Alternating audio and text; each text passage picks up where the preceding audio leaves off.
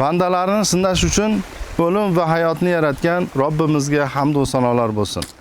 Ikki dunyo saodatiga eltuvchi yo'lni ko'rsatib ketgan shafoatchimiz, Habibimiz Muhammad sallallohu alayhi va sallamga durud va salovat bo'lsin. Assalomu alaykum. Bizlarni vatanda safarda ko'rib turgan saxovatli aka-ukalar, hamda opa-singillar.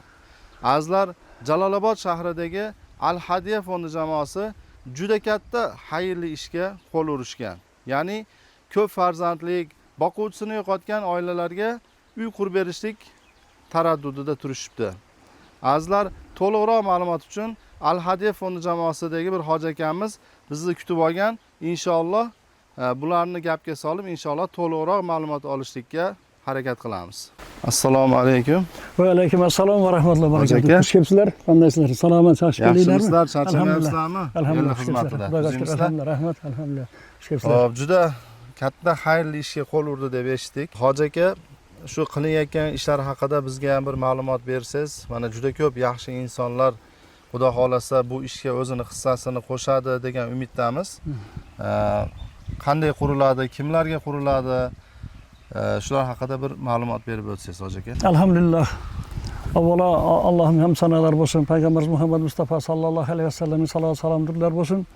Alloh taolo hammalarimizni qalblarimizni biriktirib, shu Allohning yo'lida payg'ambarimiz sallallohu alayhi vasallam aytganday shu yetimlar uchun kim shuni boshini silaydigan, qayg'uradigan bo'lsa, men bilan birga bo'ladi degan shu hadisga amal qilgan holda ko'p el yurtimiz bilan birgalikda qo'lida bor sahiy ukalarimiz, akalarimiz bilan birgalikda shu bir maslahat bilan shu yerdan bir 12 sotik yer olinib, hozir shu boquvchisini yo'qotgan ko'p bolalik oilalarga bir 10 tadan oshiq oilaga sotsiallik, ya'ni uy qurib berish maqsadida shu yo'l qadam tashladik. Sizlarga kelganinglarga ham Xudoga shukr, mana xursand bo'ldik, juda ham xabar olib kelganinglar uchun ko'pchilikning nomidan shu yerga uy qursak, shu uyda o'sha bolalar bir to'g'ri tarbiyalansa, oilalar muhtojlikdan chiqsa degan umid bilan ish boshladik. Xudo xolasa hozir bu yerda bo'ladigan uyni proyektlari bo'yicha, dokument ishlari bo'yicha ketyapti ish. Bu yer shu Suzoqdagi shu Bishkek O'sh yo'lining o'ng tarafida Oktyabr podstansiya degan joyda joylashgan. Buni yo'li mana Qo'mishbosh tarafdan keladigan, kelib bu keyin trassaga chiqib ketadigan joy ekan. Ya'ni qulay joyda, havosi ham yaxshi. Hozir o'sha uyni qurilishi uchun ko'plagan aka-ukalarimiz safardagi, bu yerdagilar hammalari qo'lidan kelgancha o'zini xayr ehsonlarini qilib pullar to'planyapti. Xudo xolasa kelajakda ko'pchilik bo'lib shu yerda bir 10-12 oilaga uy tushib qolsa, 2 qavatlik uy tushadi.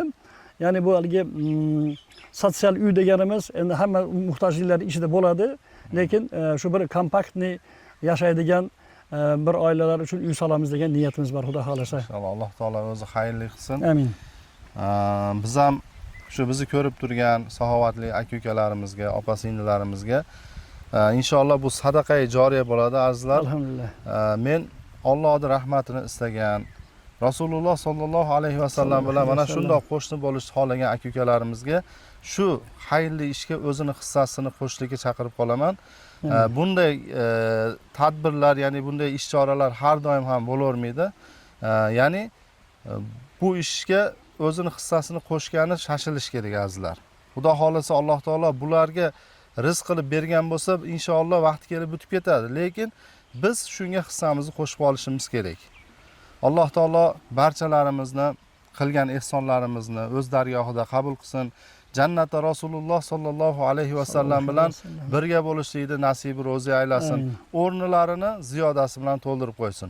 Inshaalloh azizlar, biz shu video roligimizga shu Al-Hadiya fondining kartalarini qo'yamiz, telefon raqamlarini qo'yamiz. Bemalol shularga aloqaga chiqib, o'zingizlarning hissalaringizni qo'shishinglar mumkin bo'ladi va hech bo'lmaganda azizlar, ba'zi bir insonlarni to'g'ri ehson qilishga imkoniyati bo'lmaydi, lekin tarqatishlikka hammamizda imkoniyat bor. Shu videoni kengroq tarqataylik, inshaalloh dalolat qilgan, o'sha xayrli ishni qilgan bilan barobardir degan ma'noda hadislar bor. Shuning uchun befarq qaramasdan azizlar qo'limizdan kelgancha yordam qiladigan bo'lsak, inshaalloh jannatni eshigi keng, hammamiz sig'amiz, Xudo xolasa. Hoji aka, Alloh xayrli qilsin. Rahmat, Alloh taolo sizlardan ham Alloh rozi bo'lsin. Shuncha el yurtga xizmat qilyapsizlar. Biz O'sh hadiya fondidan ma'lumotlar olib turamiz. Sizlarga ham Xudoy kuch-quvvat bersin.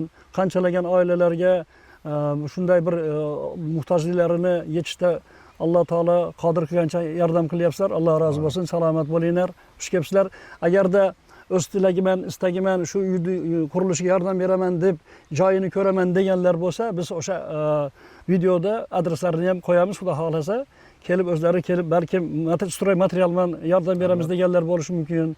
Go'sht, tosh, sement, boshqa puldan tashqari shularga ham Xudo xolasa biz adreslarini berib, yerga olib kelib to'kkanga yordam berganga tayyormiz, Xudo xolasa.